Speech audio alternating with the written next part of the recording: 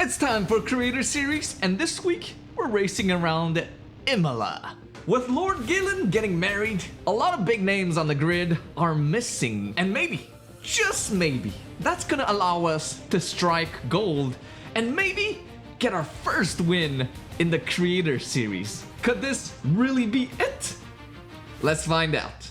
Into the qualifying we go. I opted to go for an absolutely crazy setup. But first, we have a problem to deal with. Not enough time left. Come on. Wheel me out. With only a mediocre time on the board and poor planning on my part, guys. I might not even get an opportunity to do a second run. As we come up on Aqua Minerale, there's only 19 seconds left to the session. But our first lap was good enough for P3, and I'm pretty happy with that, because this setup is not going to shine in quali, but in the race itself. And in the end, I was more than happy with third place. Gonna try to bring a good result for you guys. Into the race, you'll notice that the top three have opted for the mediums, but the rest, they're on the hards. It's a long-ass fucking life. And that was a decent start. A little wheel spin off the line, but that's normal due to the low downforce package that we're running this week. And Kareem has an even better start, taking the lead into turn one. We need to be careful here, because Carl and Kareem are really close. They collide, and Kareem gets sent to the Shadow Realm. And we managed to jump the gun on both of them, and Kareem gets hit, completely collected, and out of the race on the first lap. But it ain't over yet. There's a huge pile behind, causing a safety car to come out on the track. What is that? That is fucking crazy. That is crazy. Do you guys know why I held back? I got killed the exact same way in PSPL. I'm not making that mistake again. Well then, after so many years of getting taken out like that, finally being cautious has paid off. And we will be leading the rest of the grid on the safety car restart. And as we go racing here, I might have slowed down a little bit too much because there was contact with Carl behind, and luckily he did not get damaged from that. And it's a 6/10 gap into turn one. But like I said, this setup shines on the straight, but it's going to struggle a little bit in the corners. And it was a trade-off that I was okay with, knowing how difficult it is to overtake around Imola. But this does mean Carl is going to be glued to my ass the entire time in the middle sector. I've never raced against Carl before, but having seen his pace this past weekend, I think we should definitely get to see more of him on the grid in Creator Series. He's a good chap with insane pace and talent. 2/10 is the gap coming out of the final corner. And we're going to put our wings to the test here just to see who has the most top speed. But look at that straight line speed. And it was absolutely filthy. We pulled a 2/10 gap, even though he was in our slipstream the entire time. But on the next lap, however, things are not going to be as easy this time. He's going to get a full dose of DRS, and he's going to be draining his battery to get in front of me here. And in the second, we'll be able to witness his true pace in the middle sector. And I'm very curious to see what he's capable of. Into turn one, braking a little earlier because of the dirty air, and now we're gonna try our best to stay with him here to see what kind of pace he's got. And my god, he was pulling several tenths on me out of every single corner. But on the straights, however short they were, I could gain just a little bit back. And because we're running less downforce, this means we get more battery regeneration as well. So even though he would pull 1, 2, or 3 tenths out of some corners, we would gain half a second back on the main straight. The gap is 9 tenths though, so we're playing a dangerous game. If he somehow manages to drop us out of DRS, we're gonna be in big trouble. And it was at this point that I started to doubt my wing choices. I'm barely holding on, guys. I think I ran too low wing. What happens once these tires drop off? Am I gonna be able to stay with him? I guess only time will tell, because we managed to pull a sizable gap to the hard runners.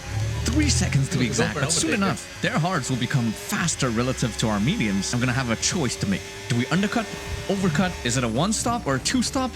Nobody really knows, because the nature of the Mystery Grand Prix in Creator Series make it so that you don't really have time to collect any data. You go into it blind, which sometimes can be a lot of fun, but most of the time, it's a lot of question marks. Which tire is the best in the race? There's no way to know until you put them on. But right there, you saw how powerful the low downforce setup was on the straight. And here, we have a 4 to 5 tenths gap to Carl.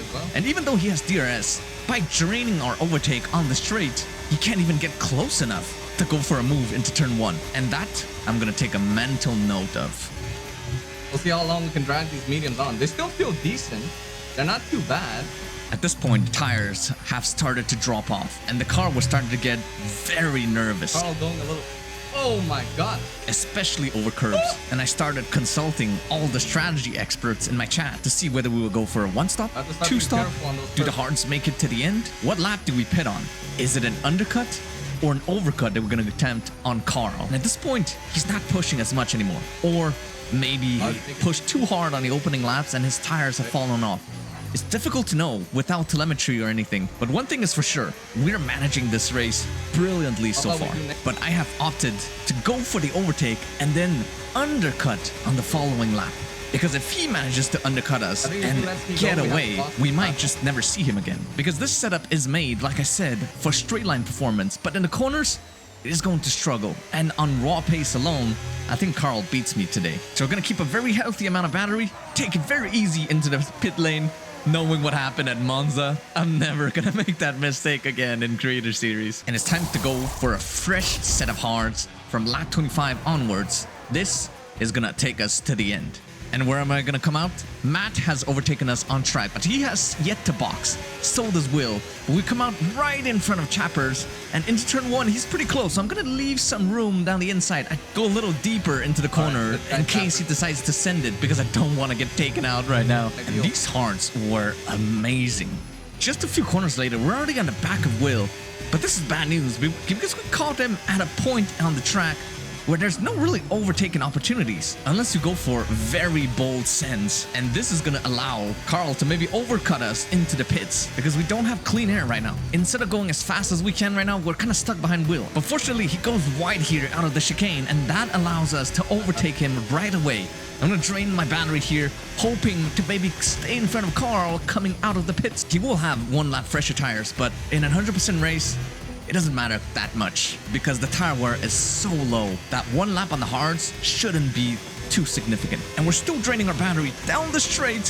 Where am I gonna come out? Purple sector 3. And there he is on the minimap. He's coming out right now, but we managed to just inch ahead into turn 1. And we are safe for now. But unfortunately, we pick up the first on-track penalty of the day. But on the next lap, Carl overtakes us despite our straight line speed advantage. And we're gonna have to tuck in behind. And now we have to dispatch of this traffic as quickly as possible, but also stay with Carl. So we have to time our moves perfectly in order to not drop out of that 1 second window. The first one to dispatch is Matt. And we're gonna take it easy on the entry here to hopefully get a better exit out of these corners. And we're really close to the back of Matt. Only 6/10, and with DRS and ERS, it's going to be an easy pass into turn 1. We were absolutely flying. Coming up to our first back marker, already people getting lapped.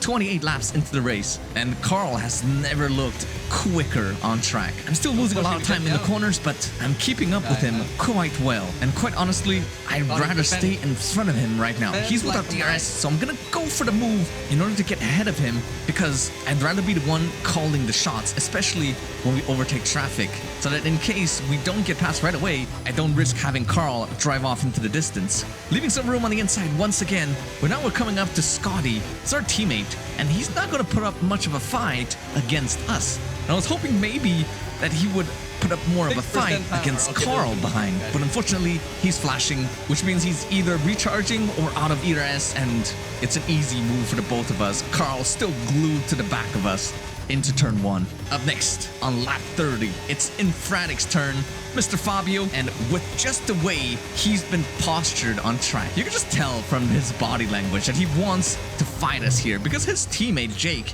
is one of the hard runners, still has yet to box, and he's gonna try to put up a fight in order to slow us down. I'm gonna try to go down the outside, which turns into the inside for the next corner. Fabio squeezes us, and I don't have enough downforce to hang around the outside, and now he's going defensive into this hairpin. We're gonna leave some room on the inside because Carl is there now, and on the exit I get dirty air from Fabio, but Carl doesn't. and that's going to allow him to switch me back. And now I want to tuck in behind, recharge some of his battery so we can overtake him on the straight maybe. But Fabio is on very old mediums. He has yet to box from lap 1. And out of Aqua Minerale, he's going to have a very bad exit here. And Carl's going to go for it right away. And there's nothing Fabio can do. He's going to go a little defensive, but Carl goes around the outside. And that's a move done. And out of the chicane, Fabio has a bad exit. I get good traction here. I'm going to use the overtake to get around him right away so I can get back within Carl's DRS. And I'm going to hang it around the outside, braking a little earlier here even because there's a car on the inside. But Fabio goes off track, outbrakes himself, and pushes us into the gravel. Unfortunate. Really unfortunate. Oh my God. I have all tires. That was my bad. That was my bad. That was my bad. I get wanting to defend to help out your teammate, but that might have just ruined our race right there. And to be clear, defending here is completely legal, but pushing us off track is not. But we talked about it after the race. No hard feelings. It happens, especially with the tricky downhill braking of that corner. Right. The gap is only 1.5 seconds, but it was 1.1 seconds at the start of the lap. And I'm quite struggling on pace here compared to Carl, and this is where the setup difference really shows. And I was hoping maybe that the traffic will put up more of a fight. Come on, Grid Jokes, slow him down for me, please. But Carl is catching them at the exact right moments, getting past on the straight, while I catched him in the corners. And that's not ideal. The dirty air plus the fact that they're slowing me down in the corners is only gonna widen that gap to Carl. And on the exit of the last 2 corners, I'm glued to the back of the McLaren, but Carl has already pulled a full second in just those 3 corners alone. It was the same story with Guats. Not putting up too much of a fight against Carl. And soon enough, we found ourselves in the clear. 1-2 again, but this time with a 3-second gap to Carl. And it was looking like the race was falling more and more out of our hands. But life is funny sometimes. That's all we can hope for. Oh, safety car. No overtaking. Reduce your pace. Keep your delta number. And just like that, we're back in the game. Fresh hearts, thank you, with about 20 laps to go. And we are going to be able to push flat out till the end. It also take it away. Lolly behind. That,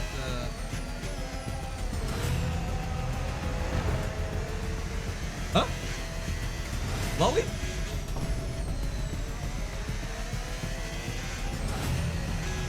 And just like that, we got a 10-second penalty because I was trying to let Ricky unlap himself. And that's just given us a 10-second penalty. For what? Huh? Yeah, I let Ricky through, and then Lolly's AI just took me out. Because I was trying to do the good thing. I was trying to let Ricky through, and then the AI just killed me. And Savso was kind enough to give me a little pep talk. But into this chicane, we get a double warning. Kai, what an idiot you are. So Kai, what went through your head at the exact moment where you received that 3-second time penalty?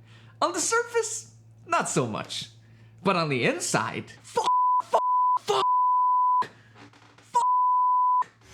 it's over, guys. And I thought about just taking it easy to the end of the race, you know? But as these laps I'm gonna by, overtake Carl this lap. it was as if something suddenly clicked in me. What you're about to see in the next few laps is probably one of my best performances ever. Literally driving the wheels off of the car. You just wait and see. Let's see. Maybe by having Carl behind me, he's gonna make more mistakes.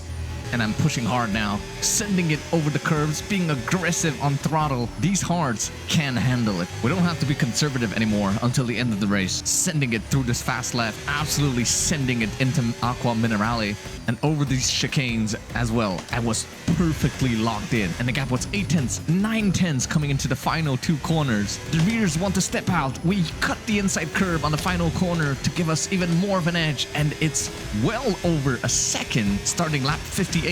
And we've set the fastest lap of the race as well. And again, at the end of lap 59, we stay outside that 1 second window. And with the straight line speed advantage we have, that means we will pull an even bigger gap by the end of the straight. We have nothing to lose.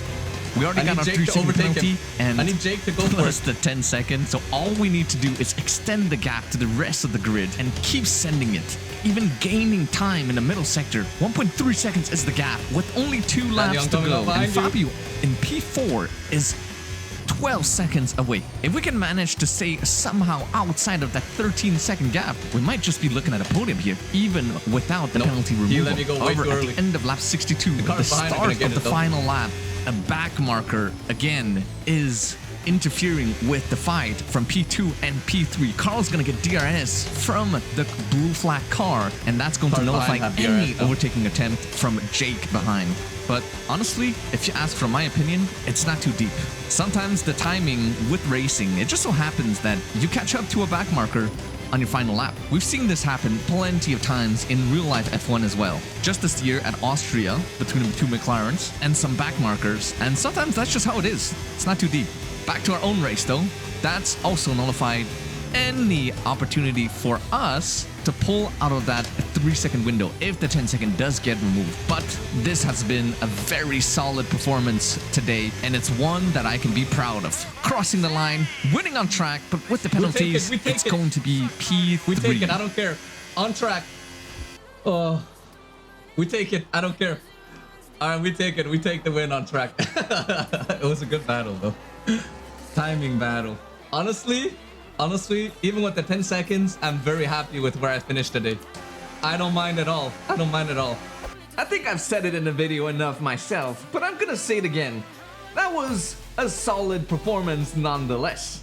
And despite the penalties, that is something to be proud of. And like I said, my results have only been getting better and better in the Creator Series, and the only way to go from here is up. On to the next one. Thanks for watching, and this is Formula Kai signing off. Let's keep pushing.